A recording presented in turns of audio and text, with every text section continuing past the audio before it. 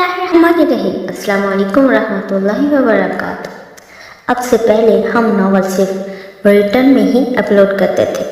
अब कुछ व्यूवर्स की डिमांड पर रिटन के साथ साथ वॉइस में भी अपलोड किया जाएगा।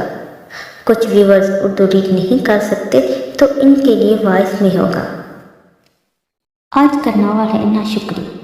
राइटर है ज़ेबा हसन मखदूम। वो ज़ारो कतार रो रही थी, अपने क्यूटिक्स लगे नाखूनों से खुद को नोच रही थी। इसका बस नहीं चल रहा था कि वो अपने इन्हीं नाखूनों से अपना गला काट डाले, मगर वो बेबस थी।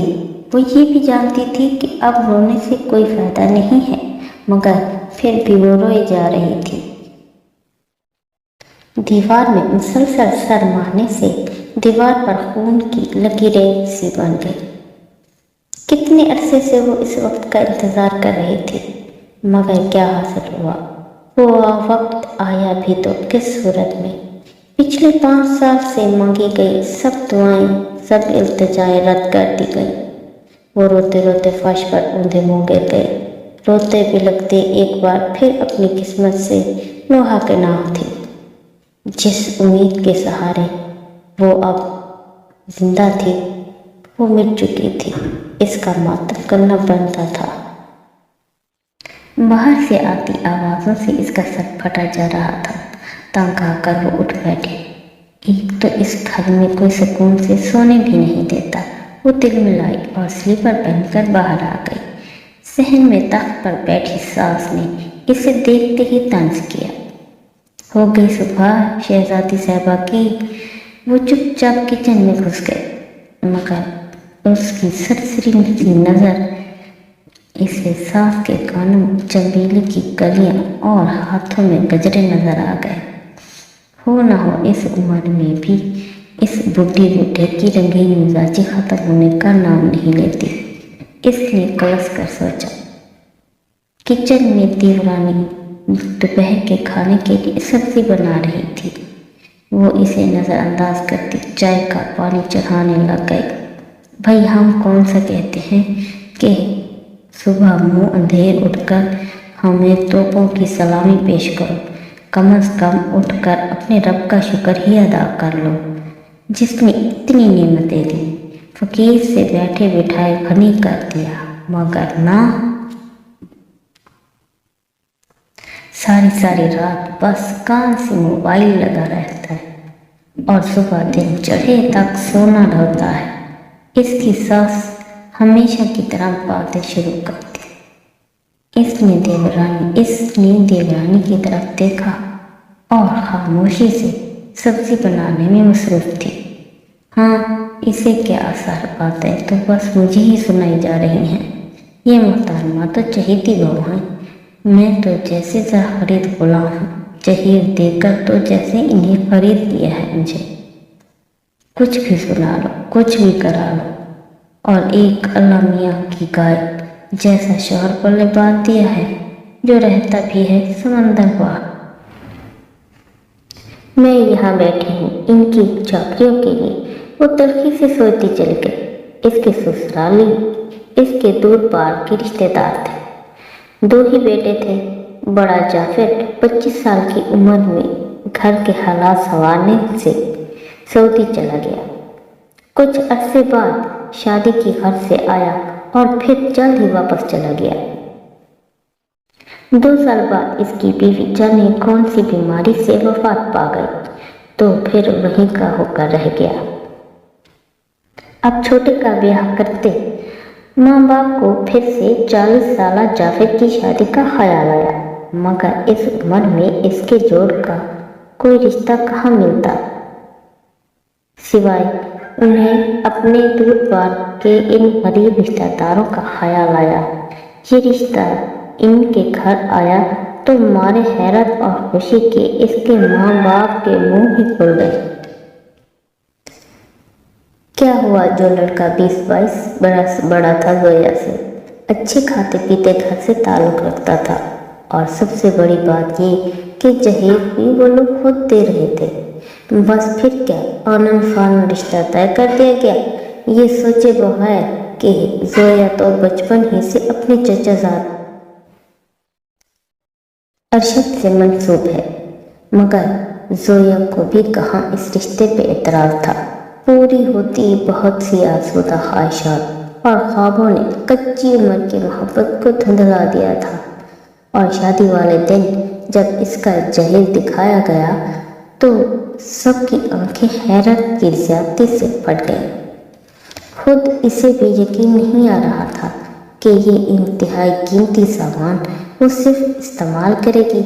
शादी के बाद उसके पांव मारे खुशी के ज़मीन पर ही न टिकते थे। जाफर जैसा प्यार करने वाला शौहर किसी और को मिला ही कब था। उम्र के फ़र्क के जो खदशात इसे लाहक थे सब हवा हो गए। वो जाफर के संग मोहब्बतों के हंडोले में झूलती, अपनी किस्मत पर इतराती, मगर ये 2 माह का वक्त भी पर लगा कर उड़ गया और जाफर सऊदिया वापस चला गया। और फिर इस रात इसके दुखों की इब्तिदा हो गई। सारी रात मुंह तकिए में दबाए आंसू बहाते रही। देवर देवरानी के कमरे से हंसबोल की आवाज़ से वो कुटती रहती। सुबह सुबह जब सास ससुर को मारने के लिए वापसी पर हाथों में हाथ दिए आते देखती तो तन बदन में आग लग जाती। और फिर सास के कानों में कलियां और हाथों में गजरे तो जलती हुए तेल का काम करते।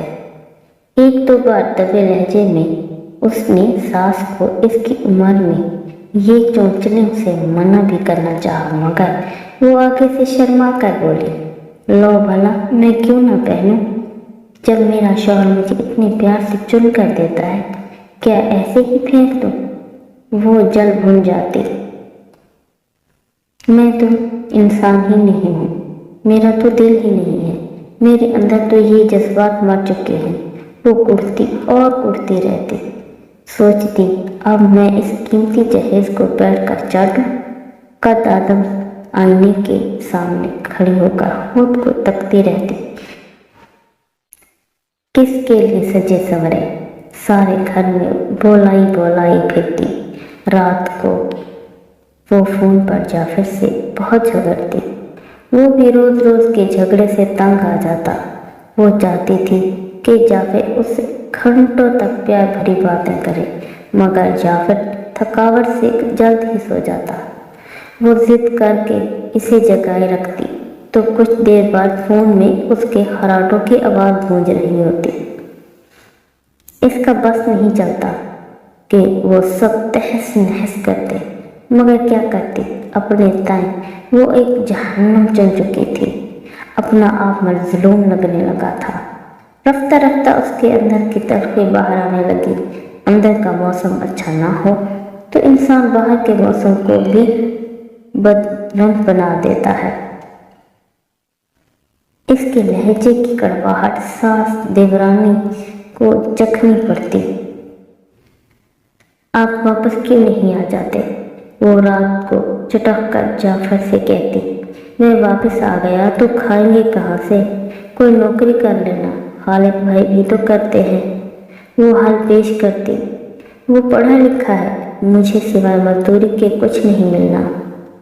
मुझे नहीं पता, आप आ जाएं, मैं रूखी सूखी में भी गुजारा कर लूँगी।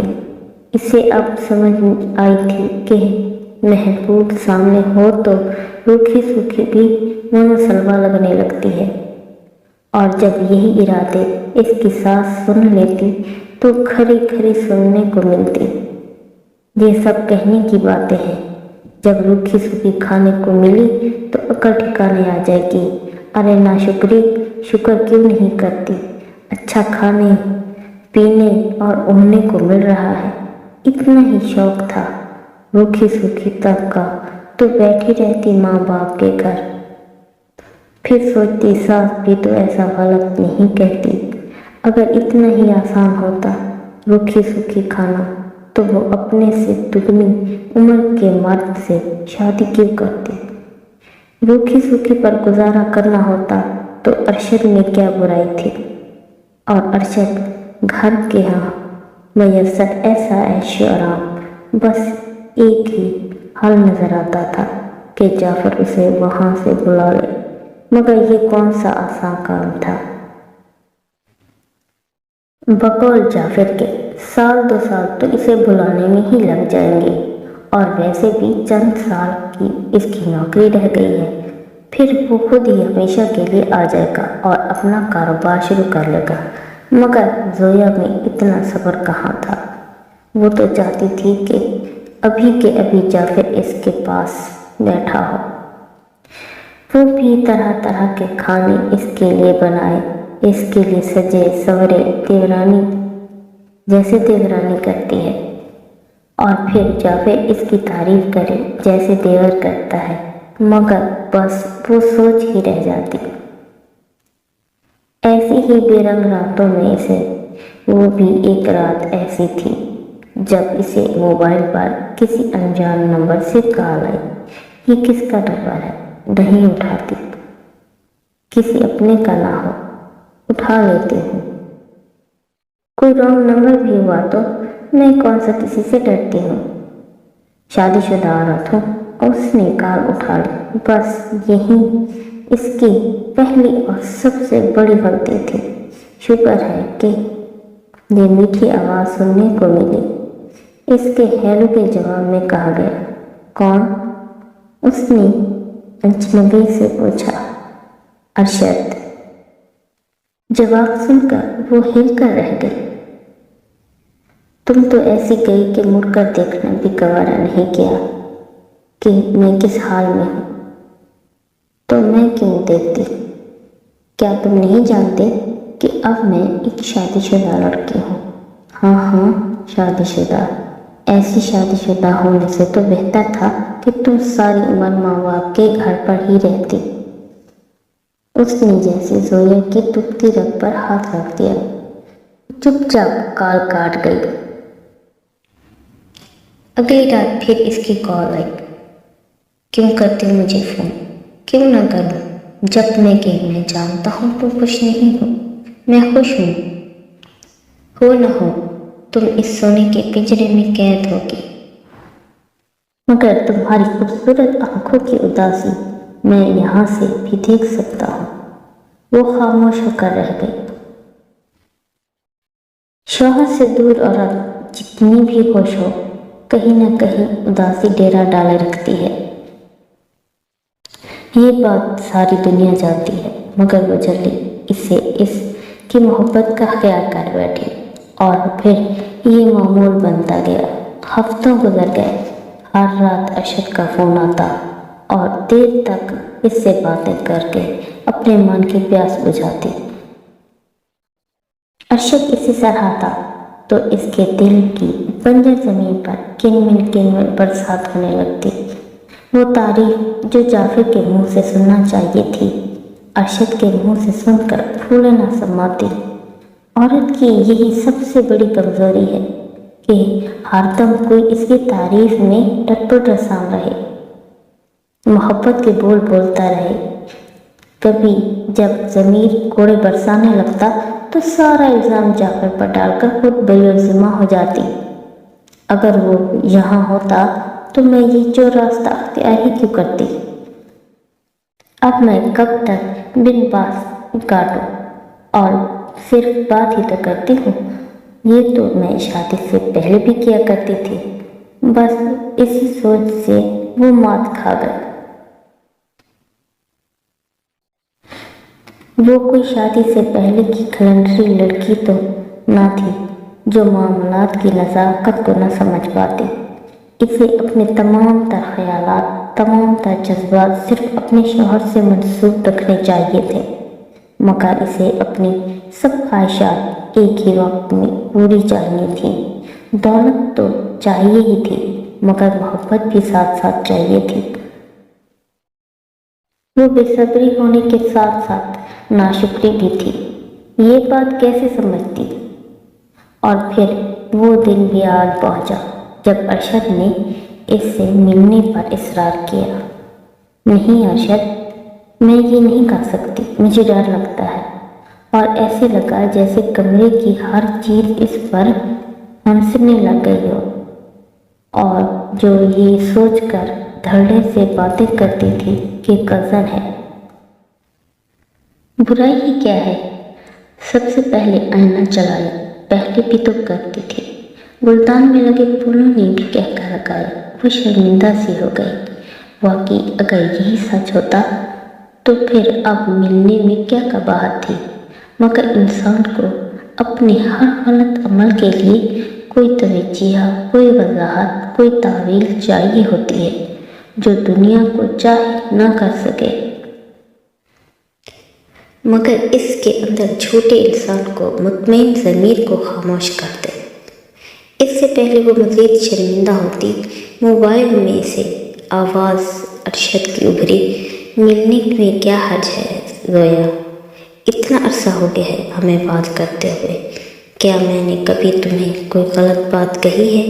नहीं ना, तो अब एक बार मिल लेने से क्या होगा? मैं सिर्फ एक दफ़ा तुम्हें देखना चाहता हूँ। कब से तुम्हारी सूरत नहीं देखी, सिर्फ एक बार आ जाओ। मैं दोबारा नहीं कहूँगा। नहीं, जब मैं एक बार आ जाऊँगी तो तुम दूसरी दफ़ा भी ज़रूर कहोगे। वो भी इतनी जानती थी कि जब एक बार गलती करने की हिम्मत कर ली जाए तो इसे दोहराना ज़्यादा मुश्किल साबित नहीं होता। मैं तुम्हारी कसम खाकर कहता हूँ ज़ोया, मैं दोबारा नहीं कहूँगा। तुम कहोगी तो हमेशा के लिए तुमसे दूर हो जाऊँगा। इसके लहजे में छुपी तड़प देखकर वो तड़प उठे। ठीक है, मैं आ जाऊँगी, मगर सिर्फ कुछ देर के लिए, और सिर्फ अच्छे दोस्तों की तरह मोहतात लहजे में बावर कराया गया। बेवकूफ़ औरत, भला कौन से अच्छे दोस्त छुपकर तन्हाई में मिलते हैं? अम्मा, मैं ज़रा ब्यूटी पार्लर तक जा रही हूँ, इसने इतला देते हुए कहा। तुम्हें क्या ज़रूरत आन पड़ी ब्यूटी पार्लर जाने की? सास की नज़र में सजना सरवरना सिर्फ शौहर के सामने होना चाहिए। नहीं, मुझे तो पागल खाने जाने की ज़रूरत है। भला मुझ जैसी औरत का ब्यूटी पार्लर क्या कहा?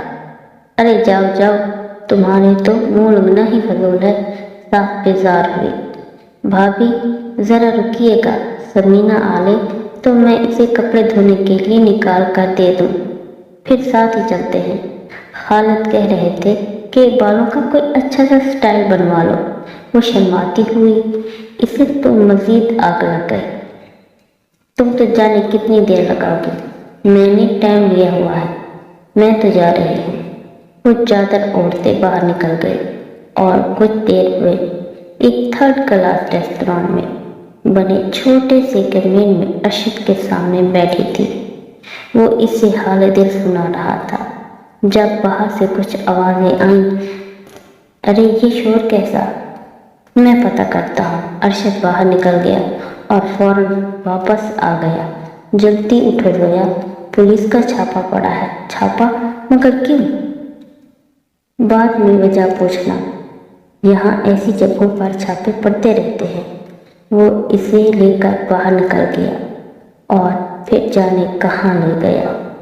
इसे समझ नहीं आ रही थी कि वो किस बात का रोना रोए, अपनी कम अक्ली या किस्मत की सितमज़रीफ़ी का। अरशद इसे बेच चुका था। वो ठुकराए जाने के बाद से बदले की आग में जल रहा था। आज उसने अपना बदला ले लिया। 5 सालों से वो मुसलसल एक जहन्नुम में थी। जिसने इसे अरशद के हाथों खरीदा था उसने इसे आगे बेच दिया। वो नहीं जानती थी कि वो कितनी दफ़ा बेची गई थी, कितनी दफ़ा खरीदी गई। याद थी तो बस अपनी नाशुक्रेपन की आदत। जो नेमतें इसे मुयस्सर थी इन्हें अब शुमार करती थी। काश कि इस शुमार में थोड़ा सा शुक्र, थोड़ा सा सब्र भी होता, मगर इस काश का पूरा हो जाना भी एक खुद काश है। इन तकलीफ और अजियत से भरे शब व रोज़ में वो हर पल यही दुआ करती कि कहीं से इसके घर वालों को इसका पता चल जाए और वो इसे जहन्नुम से निकाल कर ले जाए। इसे क्या खबर कि इसके पिछले घर वालों पे क्या गुजरी। اس کی ماں چارپائی سے لگ گئی اور باپ کارواں انتظار بن گیا۔ کہیں سے اس کی لاڈلی بیٹی کی خبر آئی اور پھر ایسا ہوا کہ یوں ہی بکتے بکاتے محفلیں کرتے کراتے وہ اسی ارشد کے بیٹے کے عقیقے کی محفل پہ جا پہنچی۔ مارے صدمے کے وہ تو پتھر بن بیٹھی تھی، خاندان والے لان تان کرتے منہ چھپا رہے تھے۔ باپ کو خبر ہوئی تو وہ دنیا کے تانوں کو نظر انداز کرتا دوڑتا چلا آیا اور اس کے مالک کے پیروں میں آن گرا کہ اس کی بیٹی واپس بخش دے۔ مالک یہ کہتے ہوئے 4 لاکھ لے آؤ، 4 لاکھ لے کر آؤ اور لڑکی لے جاؤ۔ زویا کو لے کر واپس آ گیا۔ باپ اس کے سسرال پہنچا اور وہ بولے 5 سال ہو گئے اسے اغوا ہوئے، اتنا عرصہ جانے کہاں رہی اور جس حالت میں ملی ہے، اب وہ کسی شریف گھر میں بہو بیٹی بن کر رہنے کے لائق نہیں ہے، پڑی رہنے دو جہاں پڑی ہے۔ باپ چپ چاپ لوٹ آیا۔ سارے خاندان والوں نے اسے واپس لانے سے انکار کر دیا اور باپ بیچارہ پھر سے آنکھوں میں درد اور بے بسی لیے چپ کر بیٹھ گیا۔ وہ ساری رات روتی رہی۔ صبح جب اس کے کمرے میں آئے تو وہ ہمیشہ کے لیے خاموش ہو چکی تھی، مگر جاتے ہوئے وہ اپنے خون سے ناشکری لکھ کر گئی تھی۔